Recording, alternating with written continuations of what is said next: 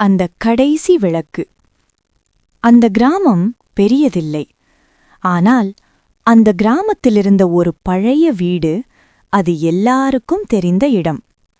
ஏனென்றால் அந்த வீட்டின் வாசலில் ஒவ்வொரு மாலையும் ஒரு விளக்கு எரியும்.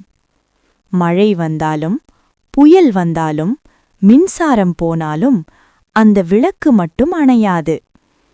அந்த வீட்டிலிருந்தவர் சுப்பிரமணியம் தாத்தா. 75 வயது.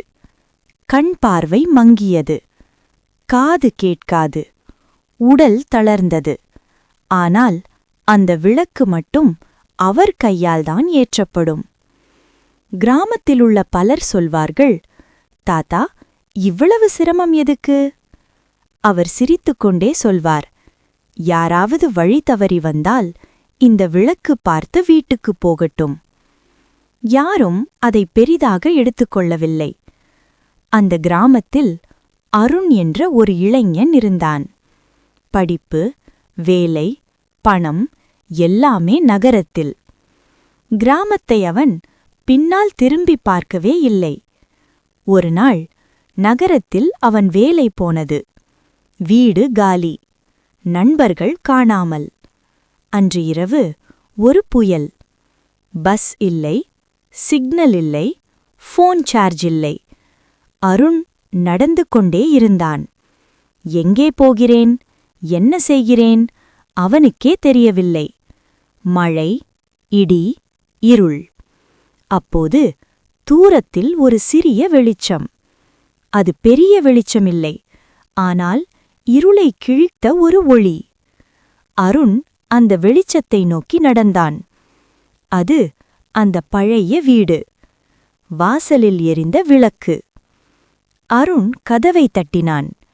நேரம் இரவு 11 மணி. கதவு திறந்தது. முன்னால் நின்றவர் சுப்பிரமணியம் தாத்தா. வா கண்ணா என்றார். எந்த கேள்வியும் இல்லை, எந்த விசாரணையும் இல்லை. உள்ளே அழைத்தார். ஒரு பழைய போர்வை, சுடுகஞ்சி, மௌனம். அந்த இரவில் அருண் உயிரோடு இருந்தான். அடுத்த நாள் காலை அருண் தாத்தாவிடம் கேட்டான், தாத்தா, இந்த விளக்கு தினமும் ஏற்றீங்களாமே? தாத்தா மெதுவாக சொன்னார், என் மகன் ஒரு நாள் இதே மாதிரி புயலில் வழி தவறினான். அவன் திரும்பி வரவே இல்லை. அந்த நாளிலிருந்து இந்த விளக்கு என் மகன் வந்தாலும் வந்த மாதிரி யாராவது வந்தால் அவர்களுக்கு இருள் இல்லாது இருக்கணும். அருண் பேசவே முடியவில்லை. அந்த நாள் அருண் நகரத்துக்கு திரும்பவில்லை. அவன் கிராமத்தில் தங்கினான். சிறிய வேலை, சாதாரண வாழ்க்கை. ஆனால் ஒவ்வொரு மாலையும் சுப்பிரமணியம் தாத்தாவுடன் விளக்கு ஏற்றினான். 1 வருடம் கழித்து ஒரு நாள் விளக்கு எரியவில்லை. கிராமம் அமைதியானது. சுப்பிரமணியம் தாத்தா அந்த நாள் மௌனமாக போய்விட்டார். அந்த மாலை அருண் மட்டும் விளக்கை ஏற்றினான்.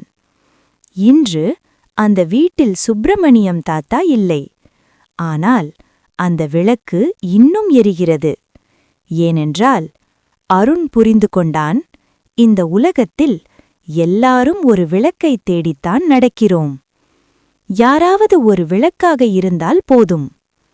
மாரல்: நம்ம வாழ்க்கையில் பெரிய மாற்றம் செய்ய வேண்டியதில்லை. ஒருவருக்காவது வெளிச்சமாக இருந்தால் போதும். இந்த கதை உங்க மனசை தொட்டிருந்தா ஒரு லைக் போதும். இப்படியான மனித கதைகள் உங்க வாழ்க்கையோட பயணத்தோடு சேரணும்னா தமிழன் IQ ஸ்டோரீஸ்க்கு சப்ஸ்கிரைப் பண்ணுங்க. இந்த கதையில் உங்க மனசுக்கு நெருக்கமான வரி எதுன்னு கமெண்ட்ஸ்ல எழுதுங்க. நன்றி.